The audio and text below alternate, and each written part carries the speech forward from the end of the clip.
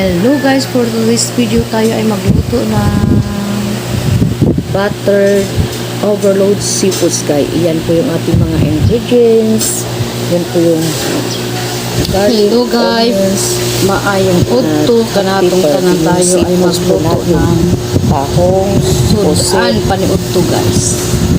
Ito ang ating mga ingredients. Let's do this na garlic, sibuyas, silip, pansigang, at ito guys yung seafoods nga atong tutahong. Ito ay kasag, pasayan at nukos. Ito ay ihalo natin po silang lahat guys. Seafoods overload, igisa natin sa margarine. Una guys, magpakulo muna tayo ng tubig. Lagyan natin ng paminta at saka luya.